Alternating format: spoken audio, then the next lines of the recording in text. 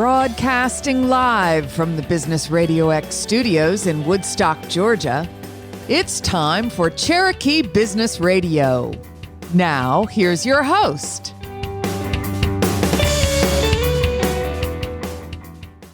Welcome to another exciting and informative edition of Cherokee Business Radio. Stone Payton here with you this morning. And today's episode is brought to you in part by our local small business initiative, the Business RadioX Main Street Warriors, defending capitalism, promoting small business, and supporting our local community. For more information, go to mainstreetwarriors.org. And a special note of thanks to our title sponsor for the Cherokee chapter of Main Street Warriors, Diesel David Inc. Please go check them out at dieseldavid.com. You guys are in for a real treat this morning. We have a studio full. We've got paparazzi. We got social media managers. We got leaders of different divisions, and it's going to be a lot of fun. First up on Cherokee Business Radio, please join me in welcoming to the broadcast CEO Grand Poobah with Steele Interiors, no stranger to the Business RadioX microphone, Mr. Gary Acedo. How are you, man? Tired. It has been too long since we've had you in the studio, but I am so glad that we do. I got a ton of questions. We may not get to them all, but I think a great place to start would be if you could articulate for me and our listeners alike, mission, purpose. What are you and your team really out there trying to do for folks, man? We're trying to create, I'll sound a little corporate-y real quick, dynamic workspaces and work environments. But in a nutshell, we're a full-service contract office furniture dealership and design firm, headquartered in Marietta officially. So we work with clients that are signing leases, some of which may be for the first time, and outfitting it with gorgeous furniture that's practical. We have sold our first cubicles last week in 3 years. In other words, I said that backwards. We hadn't sold a cubicle since COVID until last week. Wow. The name of the game is getting employees back to the office, and we're helping our customers with that. And it's much more than a ping pong table. 5 years ago, ping pong table and a beer keg was everything. Not today. We're doing some cool stuff. How did you get in this line of work? What was the path to get into this business for you? I am operating under the impression that it wasn't a straight line, probably. Oh, no. I started my career with Office Depot, making copies part-time in a store in California in the Bay Area. And I loved it. And I wanted to make it to the mothership, a.k.a. Boca, down in South Florida. And after living in 8 states over 18 years, I made it to the Taj Mahal down there and became a district manager in Broward County. But specifically in the year 2000, I'll never forget it because hurricanes were new to me, and we were devastated by hurricanes in Palm Beach County.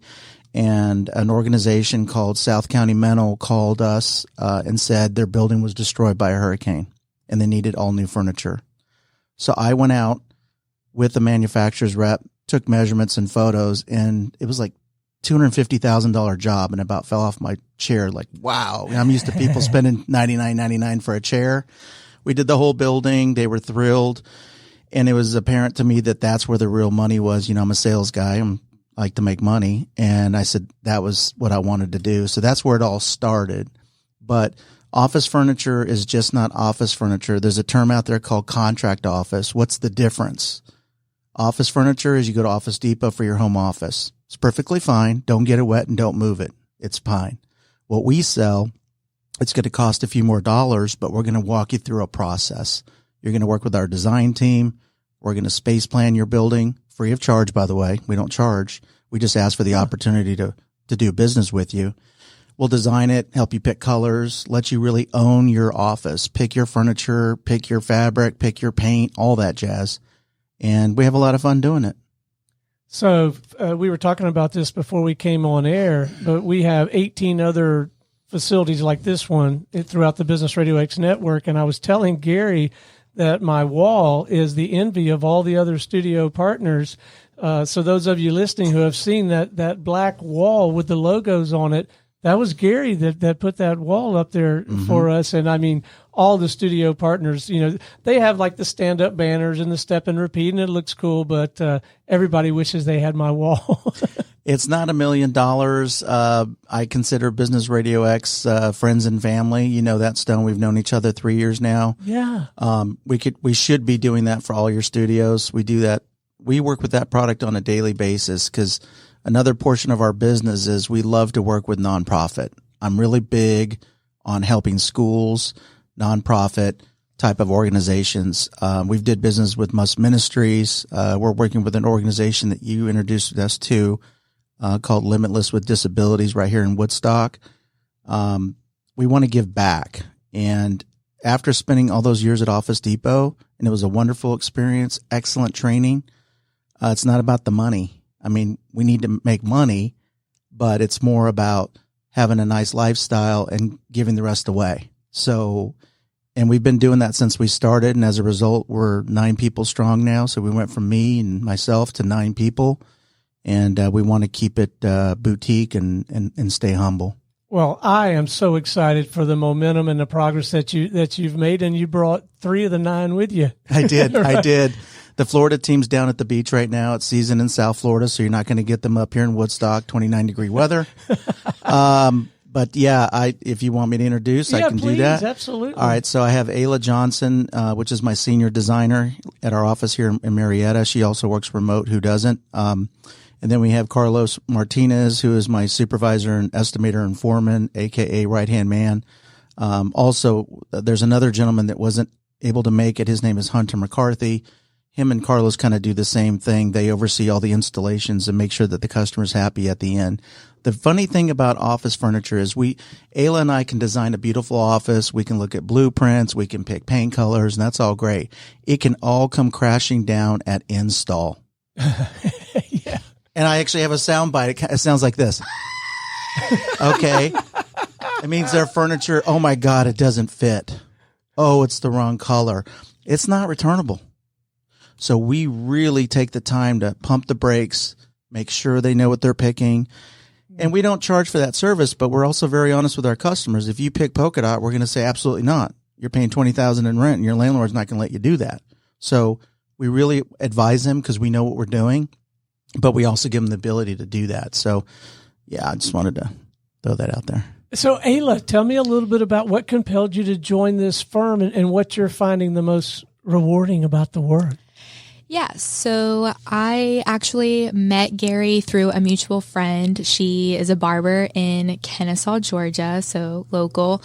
He was getting his hair cut one day, talking about the business and needing someone to come in and kind of help out with the design part and all. And she was like, well, I think I might know someone who can help you out there. So I got his contact info, contacted him. We met. It was great. We just clicked and went from there. So everything's been really great since then. Gary's been a really great boss and friend, person to work with. And yeah, I mean, it's been a great journey, and I'm looking forward to more. So when you're first working with someone, do some of them know exactly what they want and you're just helping them execute it and bring it to life? And others, would they be more like me and like, I don't know, just make it look cool? Yes, yeah. We definitely have had a wide variety of clients. Some that are more experienced in the design part and selections of different materials, and some that are not so knowledgeable. So we kind of, that's where we come in. We take that relationship and that connection seriously, walking them through step by step, making sure we're all on the same page. They know what they're getting and, how it's all going to come together in the end. So is this like drawn out on a piece of legal paper, or is it all computery these days? Mostly computer. Every now and then we do like a quick little hand sketch. That's mostly just kind of communication between Gary and I on smaller things. I'm a professional chicken scratch artist. Yeah. She makes it look pretty. I would say that, yeah. But yeah, we do. We've used Cap Studio. We're getting ready to move into using CET. I'm familiar with AutoCAD, just like different you just went programs. Completely Greek on me, but I know. I was like, maybe I shouldn't list them all out. But she can help safely land a rocket from NASA. Just saying. But yeah, most of the time when we're communicating plans with clients, we will use an online software. It makes it come out a lot cleaner, easier to understand and read. Yeah, but and then the communication with the people actually executing, doing the install, that's got to be key for you, Yes, right? for sure. Yeah, communication is definitely a huge factor from beginning to end, when we're getting all of the information from the client, picking finishes, materials, and then, creating the plan and then relaying that over to the installation team and, and then even placing orders and stuff. You've got to be very specific in what you want, where you want it. Yeah, I'll bet. So let's talk about business impact, Gary, because my experience has been, when we first started at Business RadioX, it started in Class C space. With a plastic table, yep, and 4 microphones and a ridiculous mixing board. It looked like we were a garage band, and it was what it was, and it was what we could afford at the time. But then we got in Class A space. That made a difference, and I felt like prospective clients for us, in our core business at Business RadioX is high ticket B2B sales, right? So these people are making a substantial investment. I'm delighted to say we're able to give them a very handsome return on that. But I always felt like when we made that move to Class A space, just moving to Class A space, just even the walk up to get to our office, it was a different environment. And I really do genuinely believe with all my heart that it did impact their willingness to make a more substantial investment because of the environment, the surroundings. Please validate me. There's some truth to that, right? It wasn't just because I wanted a cool office. It really does have an impact on things. It does. I think I've lived long enough now to, call out different stories or experiences in my career. I'll give you a couple of examples. We're doing a corporate office down in Tampa for a client, and the president of this company I used to work with years ago when I used to live in Florida. So that's 6+ years ago. And long story short is I'm on 85 North with my kids, shopping for K-pop with my daughters, and I get a LinkedIn message from Joe Gasparoni. He's the president of Dean Street. That's where I remember him. He says, give me a call. So I call him up, and, business was light in December. Our business tends to downturn in the fourth quarter because everybody's in holiday mode. They don't want to talk about office furniture and Thanksgiving and Christmas and the holidays. So he said, give him a call. I was so pumped. I call him up, and he's like, listen, I'm the president of this new company in Tampa. We're moving our corporate office, and you still doing furniture, right? I said, yeah. I go, but now I own it. He goes, even better. When can you get here? Long story short, we fly in the team, we meet with them, we do drawings, we do all that, and we secured the business. And, and I know my customers very well, and you always have to have a good, better, best solution because people don't realize what these things cost. If I asked you how much is a cubicle, you have no idea. $100 I don't have the first clue. It's a lot more than $100, but let me tell you why it's more than $100. So the person that was in charge of making the decision below Joe, still very important, but Joe's the president. I send over the estimate, and she's like, is there a used option? And I said, absolutely there is. And I'm happy to look into that for you, but let me give you the reasons why I don't advise it. And I just went down the list of reasons. You're not going to get consistent color. It's going to show up missing parts. And when you add 25 more employees, it's not going to match. And it's got a truck from Atlanta, Georgia down to Tampa. She said, let me talk to Joe. I wait 1 hour. Email comes in. Joe says, do the deal. Just give me some free artwork. Done. So they are taking Class A space now. We deal with all customers. So I don't want to make people feel like if they don't have a Class A space, we're not going to work with them. Well, it's going to be Class A when Carlos and your team get done with it. Well, right? You said it, but yeah, these, I have a customer that went from $20,000 a month rent to $80,000 a month rent. Talk about, and they spent $500,000 on furniture with me. So these numbers can get crazy, but we're doing some cool stuff. I'm not going to mention the name, but this one customer, we're doing some work in Alpharetta. We're getting ready to install. They have a game room that we created, Ayla created. a place where people can go and just veg out and have some fun because they're sales recruiters. And so the game room's going to have like a shuffleboard set. We got some neon lighting. And then on Saturday, I was at the Avalon with my daughter picking out some Love Sack couches with surround sound. They have no clue they're getting this. That's why I'm not going to say who it's for. It's going to blow their mind. We're a big giver. That couch with the surround sound, that's not cheap. That's zero charge to the customer. Wow. That's who we are. You have such a heart for giving. Say more about that. Where does that come from? Is that personal experience and you were on the receiving end of that, or you've just found that you just find it rewarding? Why are you so invested in the community and willing to give like you do? I think it's, the older you get, you never stop learning, but, I don't want to get emotional, but there's a couple of people that have passed away. Here I go. That were too young. And, there's a friend of mine down in Florida. This guy was making bank, Bentley, wife, everything, died of cancer. Like 58. Yeah. So it's not about the money.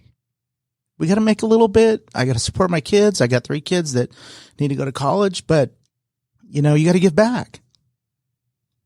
Yeah. And you got a lot of help. Tell us about Carlos here.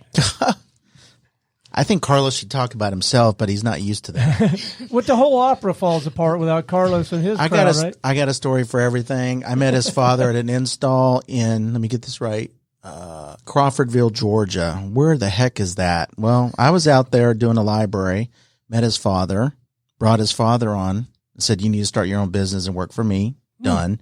And that's how I met his son, Carlos. Carlos is a rock star. I want him to tell his story because it's kind of cool. He didn't come from office furniture, but I've made him a furniture guy. What's your background, Carlos? Where did you come from? I was a former correctional officer at Clayton County. Huh. And during the time that Gary actually brought me on, or we met each other, I was going a downhill on my career. But, he gave me the, how do I say it? The hope that there's something else more out there to do. And, inspired me to go out there with my dad and start this whole thing. So now you've been doing it for a while. What's the most fun? What are you enjoying the most about the work? Well, really is working with like the whole team, with the installers, making sure everything is good. Like working as a team in general is like crazy stories we've had together. Gary's been there, and that's the most fun part of actually doing the job, because you actually get to communicate with your workers and people in a way where you got to make sure everything's safe, make sure your workers are safe, and just installing it's not that hard. Well, the energy with all of you guys as a team, it's evident. When you walk in the room, you could feel, Gary is a fireball anyway, but somehow, Gary, you've been able to pass that on. It's part of the whole culture.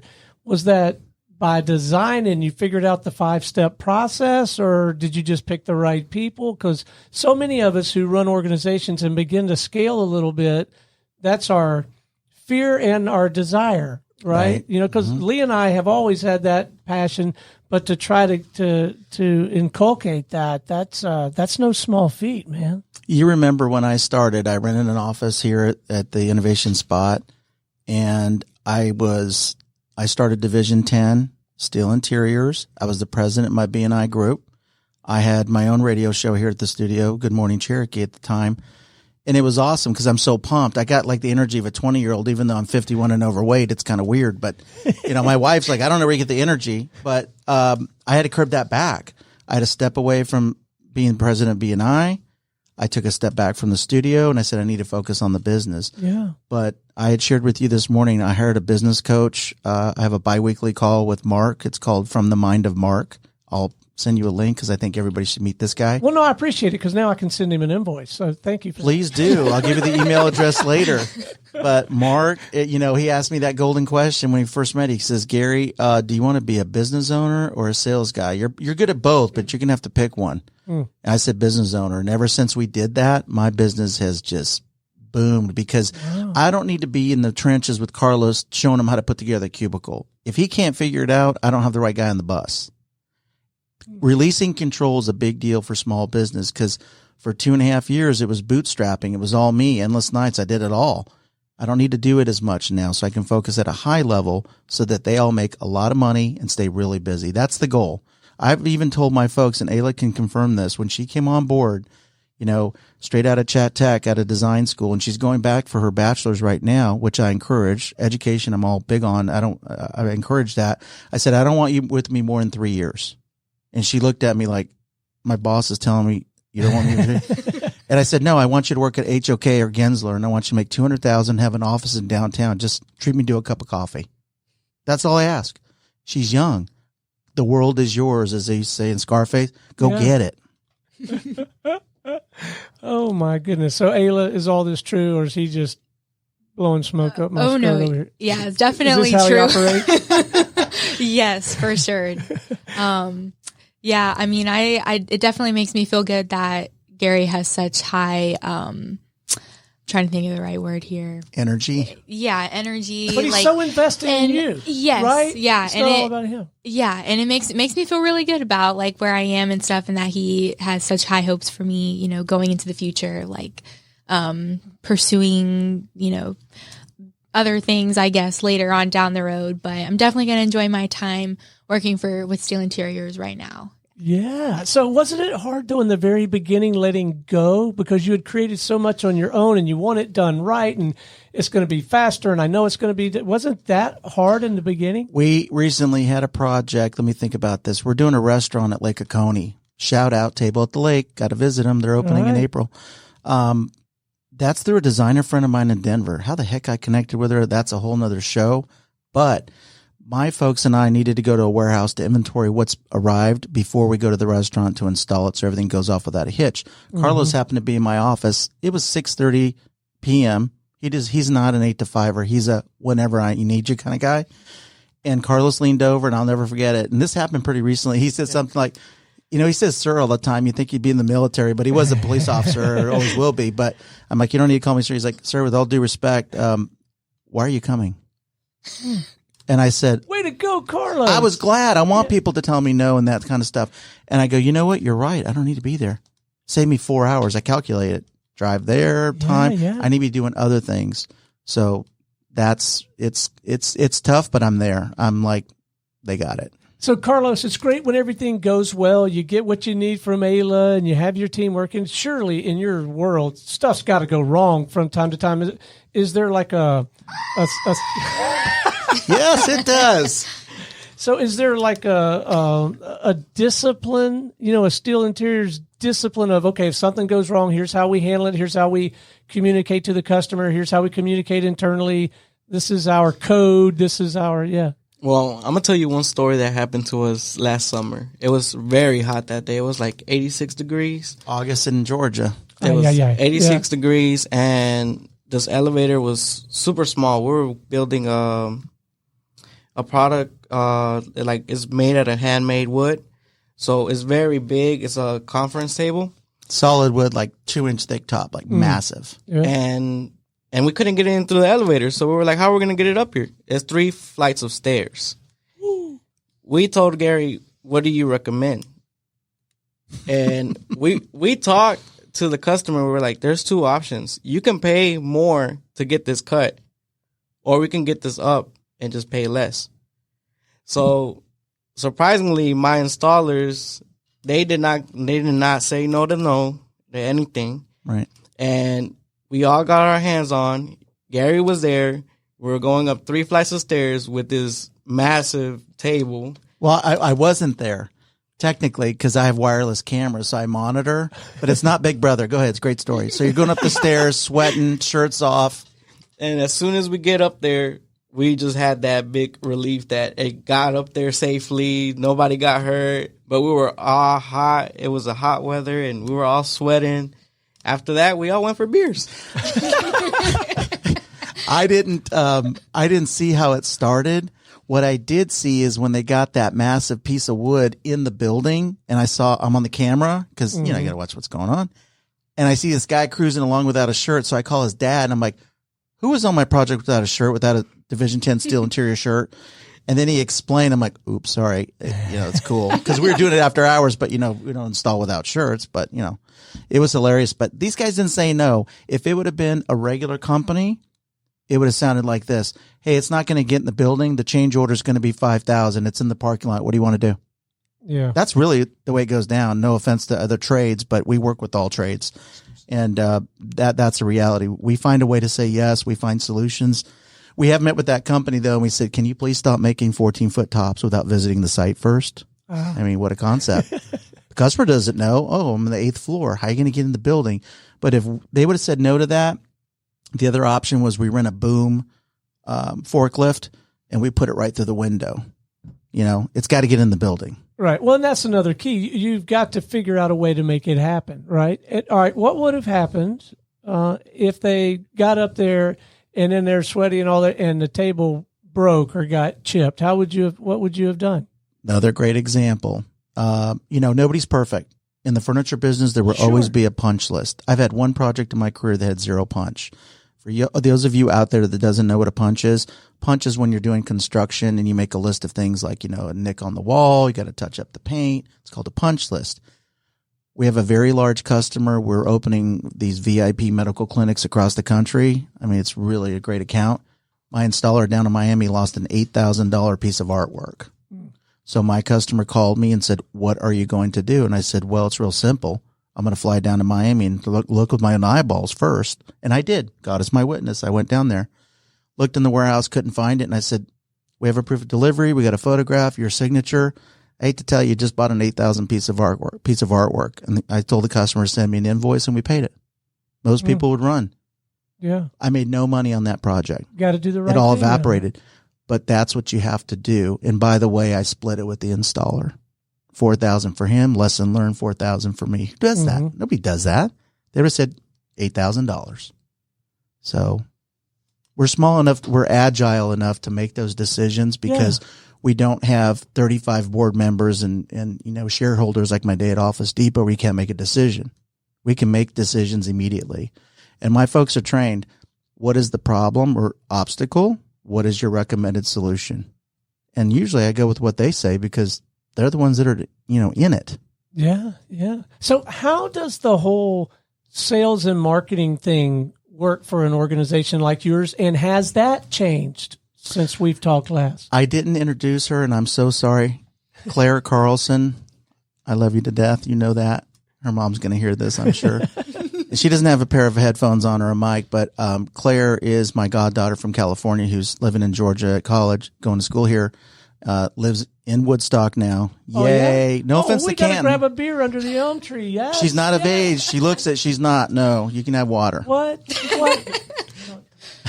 We'll sit in the golf cart. Don't worry. No, but, I've been doing Instagram posts and LinkedIn, but I'm too busy. And I'm like, ding dong, call Claire. I see what she puts out on social media. So long story short, go to Instagram, look us up, Steele Interiors _. And she put out a post like vendor highlight of the week. It's the first one we've ever did. And we did it for a very good partner of ours in Kennesaw called Iron Age Office. You should check them out. I've heard of them. Sean Deneen's a good friend of ours. We've known each other since he started his company, and they are booming. Long story short is I get an instant message notification on my phone from a designer in Dubai. And I'm like, what? Now, this is all, they're 9 hours ahead, and I don't sleep.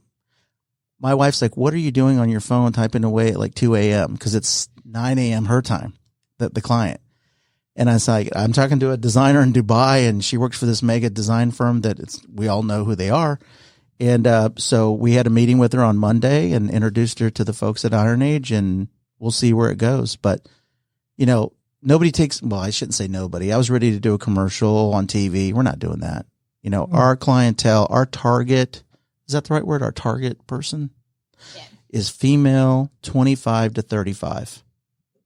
And then the other thing is, I would not have thought that. Well, the analytics at Instagram tell you all that. And then, what's really cool is spending all those years in South Florida, most of I wish Claire had a headset on, the people that come to our site, I don't know what they call them, but it was always Florida. And they're great. And I love my Florida peeps, but Now, finally, it's Atlanta Metro is 80%, and then we got Texas and California and all that jazz. So the demographics we monitor, we're going to go to the next stage with Claire with social media, but it's working. But it required Gary to stop posting that selfie straight on. You got to go high up so you don't show the extra chin, things like that. He is coachable. That's good to know. If I was perfect, I would walk on water. I don't walk on water yet. Well, I'm looking forward to the on-site broadcast in Dubai. I think that'll be a lot of fun. Yeah, I'd love to do it. It's coming. Oh, what fun! Well, I wonder, does Claire do other contract social media work? She's a freelance 1099er, free to do what she wants. She is not my employee. All right. So if our listeners want to learn more, get in touch with you, have a conversation with you, what's the best way for them to connect with you? The old school Gary would say, pick up the phone and call me. They don't do that. That's the other thing. I've learned to really understand my partners. You can go to Steele Interiors, and it's STEELE interiors.net. To our website, which is under development. It's not perfect, but it hasn't stopped business. It's just really a fancy place for pictures and click to have a meeting. We want to get that initial consult. And then we highly encourage everybody to go to Instagram and follow us. I know everybody wants followers, but trust me, there's a lot of good content. It's not all about selling furniture, and that's Steele Interiors _. So those would be the two ways. And then we're all about texting too. I put my main number on our posts and stuff, but people text me purchase orders. Great. I've learned, take the money and run, hey, fine.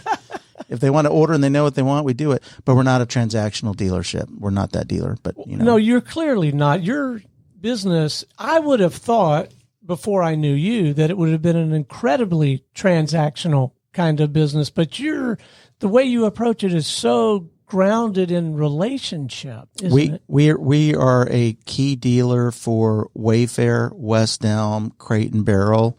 Aylin knows this. Last week we went shopping with a client, so we're doing all their furniture for their headquarters. Mm-hmm. That was done.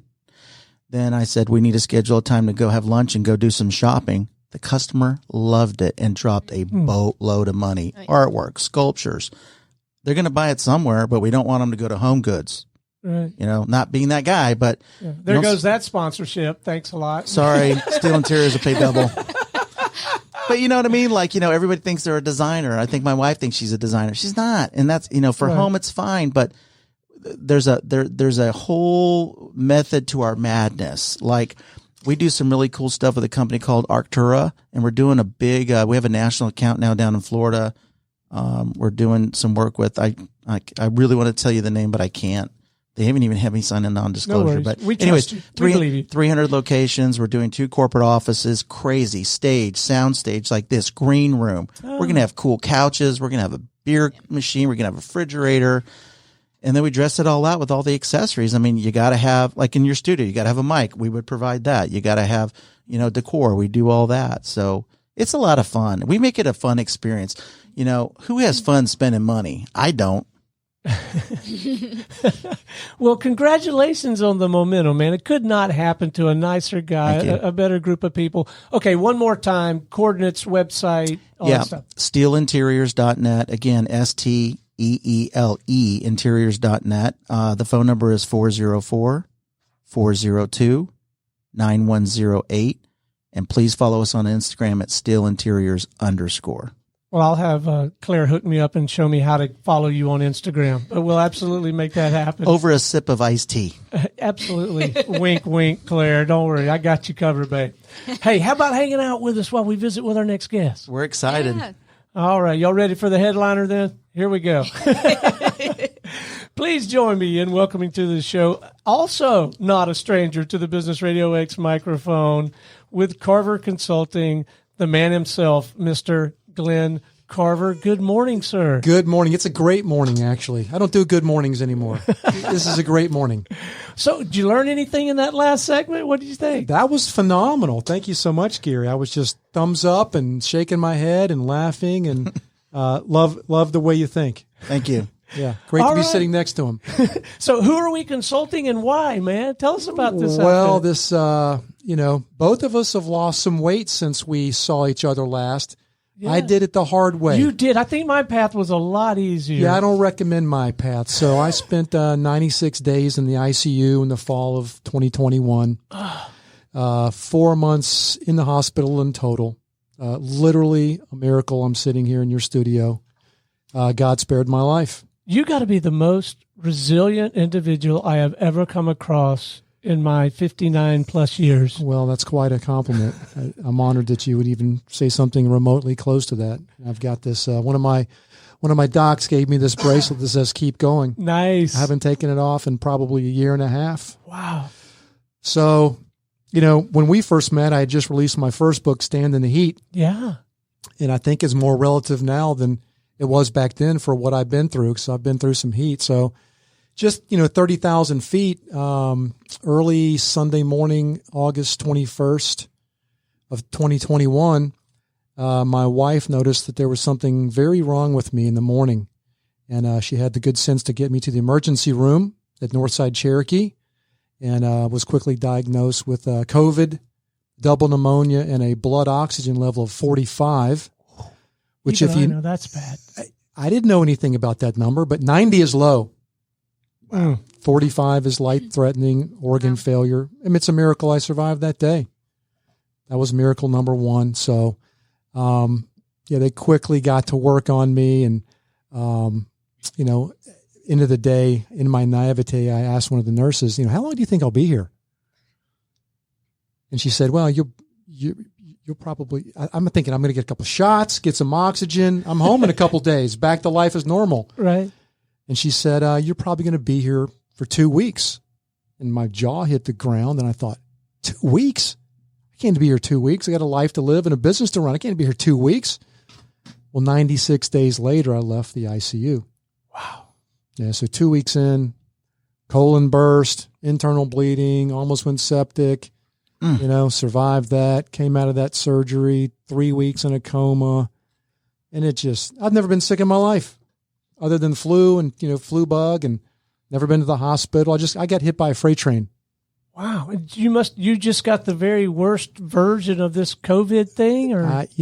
Maybe we'll never know. But here's the godsend. So after the colon surgery, I got a sexy colostomy bag, and everybody should try that. It's a blast. It's called My Little Buddy.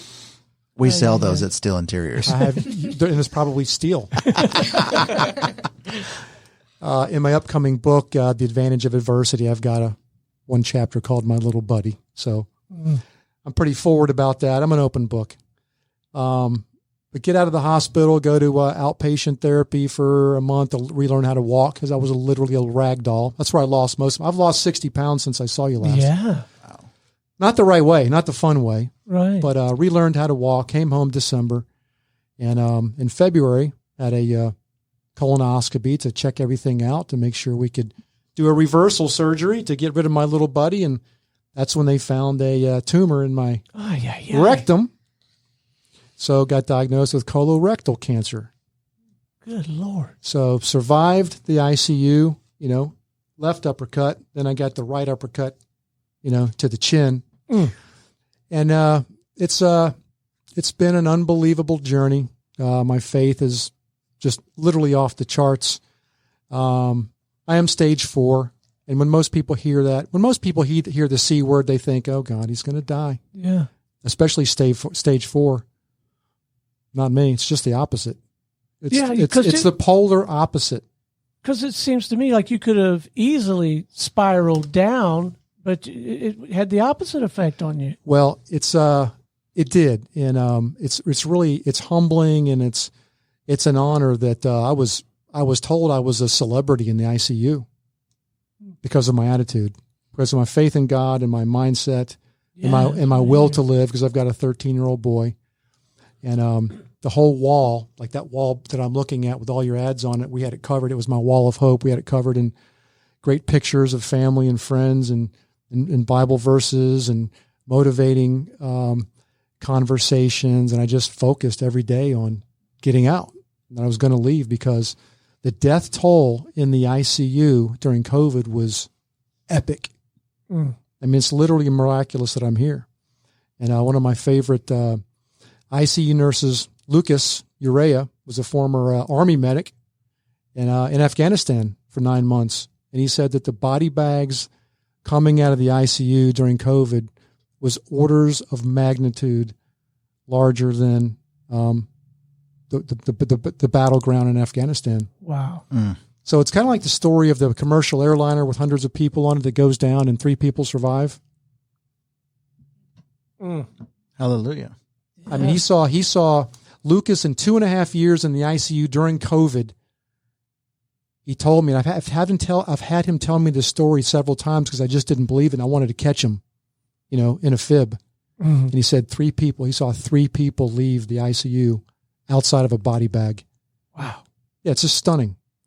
Just absolutely stunning. So, writing a new book about all this. It's 90% done. It's called The Advantage of Adversity: How I Used Faith, Mindset, and Intention to Beat COVID and Cancer. So it's an inspirational book. You better believe it. And what an inspiring story. And you're a professional speaker, so you'll speak on these topics, right? Well, without a doubt. And it's funny you say speaker, because I am a speaker at my core, and all speakers want a big story. I never wanted one this big, Stone. Yeah. I never wanted a story this big. So be careful what you ask for. But here it is. And it's amazing what we've learned in the past year. One day you know nothing about cancer, then the next day you know everything. And we all know somebody it's touched, and so many people have died of cancer, but so many people live. A lot of people live, and you just don't hear about it. Cancer it's not a death sentence at all. It's a metabolic and emotional condition that we can heal. I created it. God and myself will heal it. And my wife and her incredible nutritional protocol that I'm on. But are we going for a cheeseburger later? we are definitely not going for a cheeseburger, although I want one. We'll use lettuce. We'll just use lettuce. I love meat and beer as much as anybody on earth, but I'm on a whole food plant-based diet now. Incredibly clean. So from the metabolic standpoint, I'm extremely clean. Yeah. But, working on my emotions. Every form of cancer has an emotional root, and colorectal is rooted in self-anger, which I thought was fascinating because I'm an easy, you've known me for over a decade. Oh yeah. I mean, I'm a nice guy. I love people, tend to be the life of the party. But I've had I've had to dig deep and admit that I've had a lot of self-anger over probably a couple decades about where I thought I would be and where I'm not. And I think that's one of the biggest things I've learned is when you go through a massive change in life, and typically where there's loss involved, you can't focus on the loss. You've got to focus on the gain. And what I've gained is I'm still here. God spared my life to share a large message with the world and be my son's daddy. And that's what I'm focused on. Yeah, do I miss cheeseburgers, Gary? Damn right I miss cheeseburgers. Okay. And beer and pizza. Yeah. And I'll get back to that. That's not a no forever, but it's a period in time where I've got to heal and take care of myself. And we'll get through this, one day at a time. We keep moving. My book, Stand in the Heat, was about the entrepreneurial mindset, the never give up mindset. And it's interesting. A few years ago, I'm big on affirmations. I believe that affirmations are a way to speak our existence into reality. It's kind of a little piece of quantum physics. We have the power to... There's more and more science really backing that up. Oh, there is. Every day, isn't there? Oh, there is. Oh, we could spend an hour talking about Dr. Joe Dispenza and his books and his work. And I went to a couple of his retreats last year. And there's power in what you say. As the saying goes, our cells are eavesdropping on our thoughts. So be careful what you say inside your head and in the physical world. But several years ago, I wrote down an affirmation, one of my most powerful affirmations, and it is, I will be speaking on an international stage at 100 years of age. And that presupposes that, I'll be alive at 100. There's some fine print without drooling or wearing a diaper. Yeah. But I've been reading that. I've been saying that to myself for years, almost in preparation for what I've gone through the past year and a half. So one of my big messages is see your future, visualize it, know why you're here, have an incredible will to live and to serve others, because that's what this is. This is way beyond the money. Mm-hmm. Well, the money, there's tons of money out there. It comes and goes, and it ebbs and flows, and we're all entrepreneurs in this room, and you can have great months and you can have months where you make no money, and that's just an afterthought. If you connect with why you're here, what's your purpose, why are you alive, what are you here to do, how are you going to make the world better, how are you going to leave the world a better place, how are you going to affect your community? That's what I love about your show. These are the things that are really important to me now. John Maxwell, the great speaker about leadership, says there's success and then there's significance.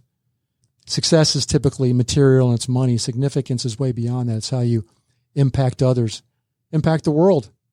And I do believe when so many people died in that ICU where I lived and survived 96 days. Why me? Why am I in your studio right now on this show? Yeah.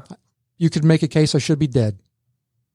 And I'm not. So I don't take that, obviously don't take it lightly. And just grateful to be here and to share and give my testimony about why I believe I'm here and see what I can do to help people grow and help organizations grow.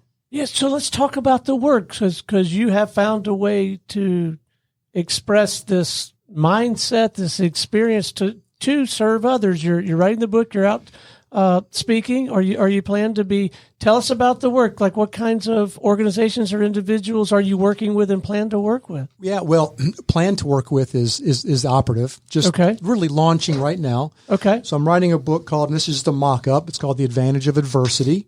Ah. So I've got advantageofadversity.com. That's going to really be my new brand. Okay.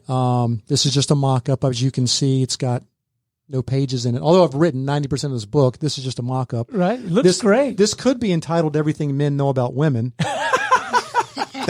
could sell out right now. That's a bestseller right there. That's great.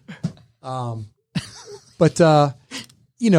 in business, the purpose of a business is to secure a customer. Yeah. That's the number one rule of a business, to secure a customer and then to make a profit.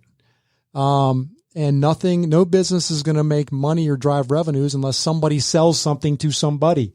I preach that all the time. You can have the best product or service in the world, but if you can't get it off the shelf, it's effectively worthless. And my father told me when I was knee high, son, nothing happens until the cash register rings. And I've been in sales and biz dev since I was 10 years old. I started knocking on doors when I was 10. So ultimately, I'm a sales guy, a biz dev guy. I love that space. And so I intend to go in on the corporate side. I intend to go into organizations and teach the mindset of overcoming adversity, because there's adversity. As long as human beings are walking the earth, there's going to be adversity. Yeah. Especially in sales, especially in business development. It can be mean, tough, and nasty. I'm a huge fan of the late great Jim Rohn, and he was Tony Robbins' original mentor. He was phenomenal. But I love this. I'm going to share this with you. After one of his seminars in the 80s, one of his attendees walked up to him and said, "Mr. Rohn, in your opinion, what is the business climate going to look like for the next 3 to 5 years?" Great question. And without hesitation, Mr. Rohn said, "Well, it's going to be the same it's been for the past 10,000 years. Adversity with a chance of opportunity." That's just life. That's life. That's business. As long as humans are walking the earth, there's going to be adversity. But there is advantage in adversity. And what is that advantage? I think it's the opportunity. If you decide, it's the opportunity to grow. Because there's no growth without challenge. Steel sharpens steel. There's got to be, all of your growth happens outside of your comfort zone. In your personal life, with your kids, with your spouse, with your clients. Anybody have pain in the butt clients? Anybody have prospects who ghost them? Oh, yeah. So it's not a good idea to send an email to a prospect and put a read receipt. I made that mistake 20 years ago. Don't do that. Yeah. Lots of mistakes. And don't cuss out your prospects before you click the off button on the phone. Yeah. That's good counsel. I've seen that happen to somebody before. That's ugly. Yeah. Anyway, business can be mean, tough, and nasty. It's adverse, but there's always opportunity in adversity. I think the poster child of adversity these past few years has been Zoom. Zoom has changed the world. Yeah. I heard this a couple of years ago and it blew my business head off. do you realize that, I don't know if it's still the case today, but in the past 24 months, Zoom, we all go on Zoom for meetings. Yeah. Zoom had a larger market cap than Ford and General Motors combined. Wow. How's that possible? Yeah. And who bought stock in that early on? Yeah. So there's always opportunity in adversity. What company do you think built the first digital camera? Polaroid. Nailed it. Really? Is it Polaroid or Kodak? One of the two old school film manufacturers. Eastman Kodak. They designed the world's first digital camera in 1976. Huh. Did they miss the boat? I think maybe. Did they have a little lack of vision? They didn't know what they had. Adversity. So there's adversity everywhere. I'm passionate about helping people, individuals, and teams overcome adversity and realize their greatest potential. Now, you had already authored a book. So in putting this book together, did it come together pretty easily, or did you struggle with parts of it? Well, there's always struggle in writing. It's like running through water waist deep. And I enjoy some writing. But I began writing this book in December of 21 when I got out of the hospital. The original book was going to be about just the ICU stage and me surviving that. Yeah. Not a witch hunt about our medical industrial complex. That's a whole nother conversation. But just a book about hope and inspiration.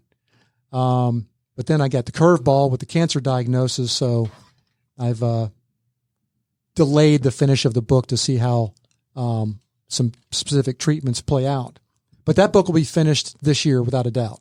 Yeah. And you'll go out, you'll speak, and you'll consult with teams and organizations. Absolutely. Yes, absolutely. And I'll do faith-based talks, but I'll also do corporate consulting. Because we do like to make money, right? Us sales guys like to make money. I'm looking at my calendar saying, when are we going to book Glenn? I love this stuff. Yeah, there you go. Have him come talk to your team. Yeah. Done. It'd be fun. Absolutely. It's interesting. I turn 56 next week, which is actually surreal to hear come out of my mouth because I was 26. And that's 56 in dog years, Glenn. Yeah, that's dog years. But the one and only Brian Tracy did a phenomenal video testimonial for my first book, Stand in the Heat, which still blows me away, 13 years later. And I've recently put together my one sheet, which I emailed over to you right before I came over this morning. And I emailed that one sheet. It's a marketing one sheet. Here's what Glenn's doing now. This is what he talks about. This is who he is. This is his new brand. And I sent it out to a number of key people over the weekend. And, you know who Brian Tracy is, right? Oh, yeah. We know who Brian Tracy is. The Brian Tracy. One of the great motivational speakers, trainers, consultants of all time. And I sent him an email and just reminded him of who I am. And he responded within 24 hours. And he said, hey, congratulations. This looks great. Just give me a phone call if I can help you in any way. Wow. And it just makes you realize how amazing people are. And we tend to put a lot of people up on a pedestal because of our perception. But there are so many awesome, humble, great people out there who really want to give back because they're in that significance phase of life. Mm-hmm. So, I'm putting together, right before here, I had a meeting with a gentleman about creating my new brand and launching my new brand and all the social media that goes with that. So, just excited about birthing this new message and being of service because I want the balance of my life. The next 45 years are going to be of service. So how does sales and marketing, or how do you envision the sales and marketing approach plan for this? Because you do have to get the word out. You got to get booked for the talks. Oh yeah. Well, I believe in guerrilla marketing, old school, knocking on doors. I'm a cold caller from when I was 10 years old. So I'm not afraid to pick up a phone, send an email, going to create a YouTube channel. Of course, got the book coming out. And my delusion is not about selling a lot of books. Unless you're a rock star or a celebrity, you're not going to sell a ton of books. It's about platform. Mm-hmm. A book is a badass business card. It's about a platform. It's about credibility. I envision a video podcast. There are some phenomenal video podcasts. I'm just telling, I can feel it in my bones, my cells. the Advantage of Adversity podcast is going to be big. Fun. Right? Interview other people who have been through tremendous adversity and overcome it and how they're succeeding and adding value to the world. And that just really resonates with me. Well, I can see that it does. And for what my opinion is worth, that kind of format where you're shining the light on other people and it's not just you out there being the only one talking about the topic, but capturing those stories. First of all, it's incredibly rewarding and you learn a ton. But we've actually learned over the years that capturing stories can be infinitely more powerful in growing your business and your network than just the storytelling. There's a place for the storytelling, right, and getting your word out there. But capturing stories is incredibly powerful just on the business front, too. Yeah, it really is. He's doing a great job and who I completely admire. Do we all know the name Danica Patrick? Yes. Who is she? Race car driver. Yeah, race car driver, right? Right. Well, she's GoDaddy spokesperson, too. That too. Well, she's got a killer video podcast now called Pretty Intense. Oh, Pretty Intense. I got to follow that. And she's interviewing some of the great thinkers on the planet. I mean, from Sadhguru all the way down. Wow. To Dr. Joe Dispenza she's doing a phenomenal job. And having job. A blast. I'll bet you she's having a great time doing it and learning a ton. And there's tons of cool people here in Atlanta Metro. I find people, they live in Atlanta too? Here. Oh, absolutely. Yeah. There's cool people everywhere. Phenomenal stories everywhere. So just excited to see you again. Yeah, this is fun. I'm so excited for you. And I've always thought the world of you and your work. And you too are one of those folks. It's amazing to me that you can continue to be one of those people after this experience, which I think is phenomenal. But you've always been one of those folks. Again, when you walk in the room, there's a different level of energy. You've cracked the code on that quantum physics science that we were talking about earlier. Or at least that's been my experience of you. Thank you so much. I have to ask a question. I'm sorry, it's your show. I know. It's not my show. It's our show. This is fascinating. I'm so excited that I'm sitting next to Glenn because I didn't know this. I thought it was a totally different business. So I love this stuff.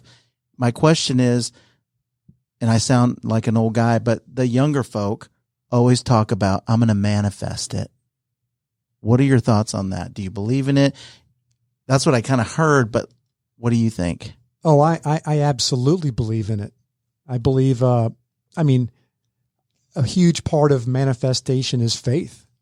Knowing and believing, speaking something into existence, knowing it so well, having it so internalized that you can feel it, you can see it, you can touch it, you can taste it. And that's when I wrote down that affirmation that I will be speaking on an international stage at 100 years of age. Somebody might hear that and say, that's ridiculous. I own that. I absolutely own it. I say it every day. It's on my mirror. It's in my cells. I am manifesting that. Myself and my belief in God. We're manifesting that. So yeah, I'm a big, there's a lot of different ways to say a lot of different things. I've always been very open-minded, and there's a lot of forms of genius out there, lots of different forms of intelligence. You can label things whatever you want, but regardless of what you believe, this will happen 100 times out of 100 times. He just dropped the phone on the book. And I don't care what you call this. It's got blank pages. It's safe right now. I don't care what you label it. That's a fact, yeah. Gravity works. Yeah. It always wins. It always wins. It's always there. So you can call intelligence, faith, God, Wayne Dyer used to say, you can call it Louise if you want. But whatever you label it, it works. I feel comfortable saying this, and it's so sad that you have to filter. We feel today that we need to filter before we say something. So I struggle with that. You know how when you talk to people on the phone and they call you call them, and they're like, how you doing? It's like the standard line, the wife and kids are great. My line now is I woke up above ground. I hit the freaking lotto. Yeah, that's right. Versus, all the businessy stuff. But I mean, what my dad used to always tell me, and you probably don't know this, Glenn, that, what is it? Health breeds wealth. You're no good sick. Yeah. You overcame that monster. The world is yours. Exactly. Amen. Yeah. Incredible. I love it. And one of my, today's Tuesday, right? Today's Yes, Tuesday. sir. Yesterday, when I'm on sales calls on Monday, I share one of my favorite quotes of all time with people. I say, "Happy Monday," and as Sam Walton used to say, "Thank God it's Monday." Wow. Thank God it's Monday, because most people have the attitude, "Thank God it's Friday, so I can take a couple days Sure. off." That's a middle class clock punching attitude. Yeah. Sam Walton, who became a billionaire, and all his kids are billionaires, had that mindset of, "Thank God it's Monday. I can get back to work. I Right. can do what I love," and I feel that. Nobody wants to be around Debbie Downer. Come on. What's that noise? Your sound I effect? put him away. He was screaming too much. So I got to ask you, and I'm going to ask everybody at the table, and I'm always interested to know this. What are you reading right now? Clearly, you're a life learner. You're reading. Are there a couple of things that you're reading that are standing out for you right now? What's on your nightstand, man? Well, I've got to share with you because almost everybody's been touched by cancer. So I'm reading I've read it, but I'm reading again, Chris Beat Cancer by Chris Wark, W-A-R-K, Chris Beat Cancer. If anybody in your life or world has been dealt the punch of a diagnosis, have them read Chris Beat Cancer immediately. Aside from that, I'm reading Radical Remission, which is about, I think, Kelly Turner. She studied thousands of people who had radical remissions from cancer and the 9 components that are in common with all cancer survivors. 7 of those 9 are emotional. Wow. You touched on that earlier in the conversation about this emotional root. Yeah, cancer is very emotional. Breast cancer has a very specific emotional root. Most cancers have a very specific emotional root. And I'm reading 2 books by Dr. Joe Dispenza because I think he's the world's foremost expert on how the mind creates the body. And the science of that. What do you say to the folks? I mean, my mom's battling cancer, 2nd round. Doesn't look good. Stage 4. It's in the lymph nodes. I need to go hurry up and see her, which I'm going. But to the folks that say, cancer is good for business, they could have cured it 20 years ago. What do you say to that? Ooh, that's a whole nother hour. Sounds like he has some opinions. That's a large can of worms. I've heard it. It's disturbing as a family member, but you know what I mean? People say that. Yeah, I agree. Our medical industrial complex is driven by profits over people, and it's controlled by the pharmaceutical industry. And that's why I've gone all natural. No chemo, no radiation. I've got a power port in my chest right here. You could feel it. It's been here for a year because I was supposed to start chemo last March, and I never did. My wife and I got the nudge just in time. We got that Chris Beat Cancer book just in time. No kidding. There is cancer. I mean, it might be $1 trillion industry globally. There's massive profit in it. Yeah.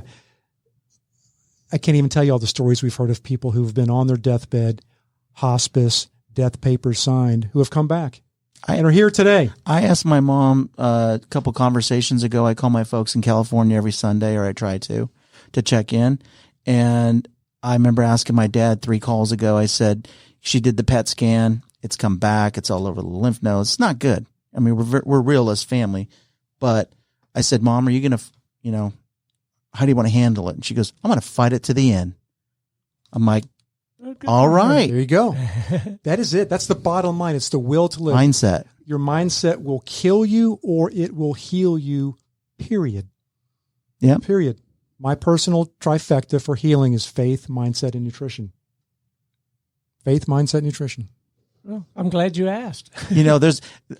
Again, I'm sorry, Stone. You don't have to apologize, man. Okay, so we eat dinner at the table, at old school Walton still. I'm holding on as long as I can, right? Not too long ago, we're a Publix shopper. I like Kroger, but we're Publix. The grape was the size of like 4 of my fingers, and I looked at my wife and I go, can you see Monsanto? That's not a real grape. But I don't have time to have a garden in my backyard in Marietta. So what do you do? Yeah. Whole Foods is a start. I mean, because about the health and what you put in your body and what you're eating. It's everything. It's everything. And then I'm all organic. I'm whole food, plant-based, all organic. If you want to watch a documentary that will blow your mind, watch The Game Changers on Netflix. The Game Changers. It's all about the myth of our need for animal protein. And I'm a carnivore. I love it. Mm-hmm. We do. You think about the largest terrestrial animals that are walking this earth, they all eat plants.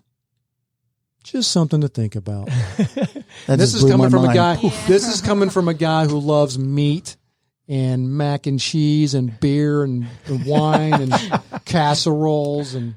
You know this, Glenn. When you travel, you eat out. Like everybody wants to go to dinner and have drinks, and I'm sure we can share this that you don't have to even look at a menu anymore. It's like everybody's got chicken, but you got to be careful when you're on the road what you eat. What I do now, because I need to watch this weight, I have 3 young children, is I look for a Whole Foods, and I love eating there, and I can work. That's a better choice. But it's a shift versus, it's just McDonald's. Oh, I've traveled 28 days this month, McDonald's. Not good. No. So you mentioned Netflix, and I really anticipated because I'm about to ask the younger folks in the room what they're reading, and it Sure, I'd be happy to answer that.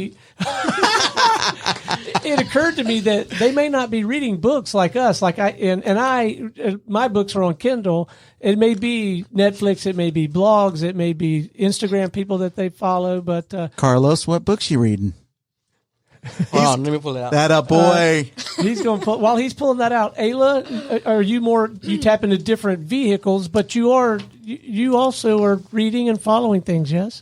I try to read. I started doing with my church. I'm in a couple different small groups, and in one of them we're doing the Bible in a year. I'm struggling to keep up, but I do try to read at least a little bit in that a few times a week. And I started this other book called Get Out of Your Head to kind of, I haven't gotten super far in that one either, but just that one's kind of focused more on, as it's titled, getting out of your head, like not thinking so much about, different things. Cause I'm an avid overthinker. Like I try to process like different routes, and if I do this, then what's going to happen? If I do that, what's going to happen? Like pros and cons of all my decisions, and it weighs heavily sometimes. So I'm trying to get more in that mindset of just going with my initial gut feeling, because most of the time that tends to be the route I end up going anyway, and it works out. But it's definitely, as we've been talking about, that mindset is really important to focus on. We had a guest in here. It's been a couple of months now, a guy by the name of Tommy Breedlove, and he's doing some marvelous work. He's got a place up in Dahlonega. I used to call it Dahlonega, because I'm a redneck, Talladega, Dahlonega. And he's doing some great work, but he talked about how so often, the first thing we do when we wake up is we grab the phone and we check the social and all that stuff. And he suggested a discipline of, just see if you can just leave it alone for a little while and read something. Use that early time. If you're like me, and the older I get, the earlier I wake up. And so now I've adopted that discipline, and I started, and I quit, but I started, I was going to read the Bible all the way through, and I just could not make it through all the begets and begats. But I'll tell you a discipline I did adopt, and that's Proverbs, because I think there's 31. And so like whatever day it is, if it's the 23rd, then I'm going to read 23, and then I just start over every month. And that I think has served me well. There are some great stories in the Bible. It's got everything. It's got violence. It's got sex. It's got wisdom. It's got anything you want to do. So I think that's marvelous. But I'm encouraged to know that you are feeding your mind, right? I think that's marvelous. Yeah. And Carlos, when we did that, he dug into his backpack. Tell us what you got there, man. I have a book called Business Made Simple by Donald Miller. I just bought it not too long ago. I try to feed my mind a little bit because I'm actually going into the business world. I have no clue anything about it. Yeah. Learning still. But I've been a big reader since I was young because my mom always made sure I read. Because as a Hispanic, I have read both languages, and it's kind of hard for me to, my grammar and my pronunciations be a little harder. Yeah, I'll bet. But he speaks perfect Spanglish. Yeah, that's what it really is. I speak both languages, and I am 100% Mexican, believe it or not, from Fresno, California, and I speak no Spanish. Wow, horrible. But yeah, when I was young, my mom always made sure, even if we were grounded, that was her number one rule. You have to read a book now that you're grounded. no phone, no social media, no nothing. Way to go, Mom. And yeah, she always made sure I was reading. And now I can actually read by myself with no problem. Well, one of the things that's fun for me is my oldest daughter is an avid reader, but she enjoys the stories, the fiction, and she's a very accomplished professional, and I'm sure she reads stuff in her domain. But my youngest is very much on this self-development track, and so we have kind of a daddy-daughter book club. And so we'll recommend books to each other, and I'll buy her stuff and send it to her Kindle, and she'll send them to mine. And one of the more recent is Everything is Figure-Outable. I love it. And I'm really enjoying that book. But so, Glenn, aren't you inspired to hear these young folks say that they're feeding their mind? Oh, I love it. It's fantastic. And I commend you both for reading and feeding your mind, because, I mean, over your lifetime, you're going to be a product of the few people you associate with and the books you read. And anything, my dad taught me when I was a kid, anything you want to learn is in a book. Yeah. And whether it's on a Kindle or it's physical copy. Yeah. Good for you. And if you keep reading, you can end up on Jeopardy and actually win. All right, Glenn, what's the best way for our folks to reach out, connect with you, have a conversation? Yeah, for the moment, old school. Cell numbers 404-291-0291.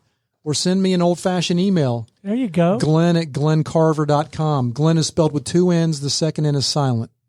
Well, it has been an absolute delight having you in the studio again, man. I am so Always a excited for you. Thank you. I'm inspired. So glad you moved to Cherokee County and stepped it up. Oh, yes, absolutely. Yes, sir.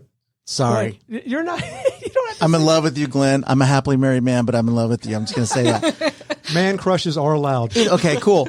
Okay, I get very creative on my sales. I'll say it that way. So somebody's going to spend a boatload of money. I find a creative way to get them to yes, right? One of the ways I can do that is unorthodox ways, like I'm working with a staffing or a sales, driven company, a bunch of salespeople. If we do the deal, I'm going to give you a $10,000 credit towards Glenn's services because I believe in it. You can't say no to free. Right. It's all embedded in my number.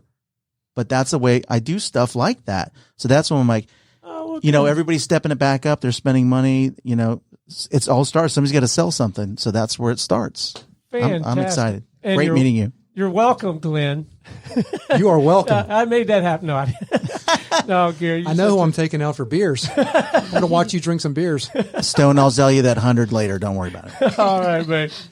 All right. Until next time, this is Stone Payton for our guest today and everyone here at the Business RadioX family saying we'll see you again on Cherokee Business Radio.